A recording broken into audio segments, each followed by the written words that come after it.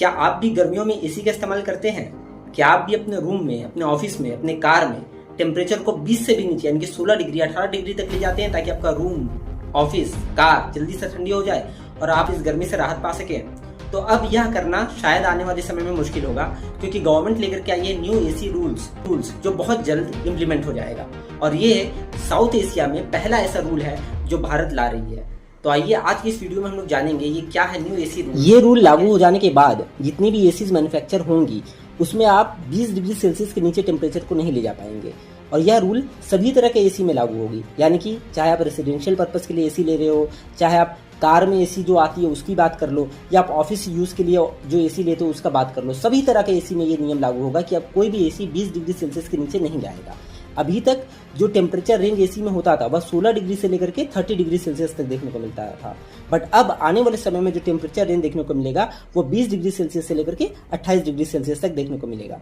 अब सवाल आता है कि गवर्नमेंट ऐसा स्टेप ले क्यों रही है, क्या रीजन है इसके? तो देखिए, इसका बहुत सारा रीजन है। सबसे पहले तो इंडिया का कूलिंग डिमांड जो लगातार बढ़ रहा है, और ये कूलिंग डिमांड क्यों बढ़ रहा है उसका सीधा सीधा लॉजिक है कि लोगों का इनकम में राइज होना। जैसे जैसे लोगों का इनकम राइज हो रहा है वैसे वैसे लोग अब कंफर्ट लाइफ की तरफ जा रहे हैं, लग्जरी लाइफ की तरफ जा रहे हैं। तो जो लोग पहले पंखा में रहते थे उन्होंने पहले कूलर लिया, अब कूलर के बाद लोग एसी की तरफ शिफ्ट हो रहे हैं। इसके अलावा जो क्लाइमेट चेंज है ये जेन्युइन है, क्योंकि क्लाइमेट चेंज की वजह से जो गर्मी है वो काफ़ी बढ़ रही है, ह्यूमिडिटी काफ़ी बढ़ चुका है ना, लू, हीट वेव्स, ये सब काफ़ी कॉमन फिनोमिनन हो गया। तो लोगों को कंफर्ट लेने के लिए अब एसी लगाना काफ़ी नेसेसरी हो गया, इसलिए लोग एसी ज़्यादा यूज़ कर रहे हैं।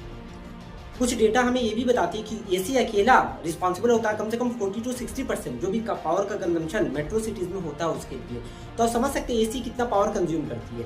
इसके अलावा आपको एक इंटरेस्टिंग फैक्ट और बता दें कि यदि आप एसी का टेम्परेचर 1 डिग्री सेल्सियस घटाते हैं तो उससे 6% पावर कंजम्पशन आपका बढ़ जाता है। तो जिसकी वजह से गवर्नमेंट भी ये काफ़ी अवेयर है कि जो हमारा लोड है, लोड मैनेजमेंट हो गया, ग्रिड मैनेजमेंट हो गया, पावर फेलियर्स हो गया, खास करके ग्रिड फेलियर जो देखने को मिलती है, ये सारा चीज़ के लिए कहीं ना कहीं एसी रिस्पॉन्सिबल है। तो इसीलिए गवर्नमेंट ने ये स्टेप लिया है। अब हम लोग समझेंगे कि ये स्टेप लेने से क्या क्या फायदा होगा। देखिए, सबसे पहले तो पावर ग्रिड जो मैनेजमेंट होता है, ग्रिड मैनेजमेंट जिसको कहा जाता है, वो काफी अच्छा हो जाएगा, हमारा बेहतर हो जाएगा।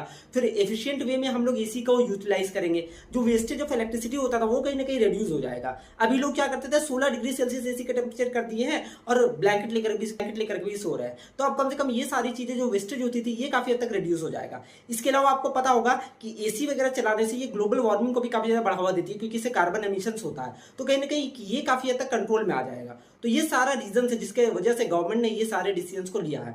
तो मेरे हिसाब से तो ये काफी अच्छा स्टेप है, काफी फार साइटेड स्टेप है, जो आने वाले फ्यूचर में इंडिया को काफी अच्छा रखेगा क्लाइमेट चेंज के मामले में। तो काफी प्रोग्रेसिव स्टेप है और मुझे तो लगता है कि पर्सनली गवर्नमेंट को इसके लिए हम लोगों को सराहना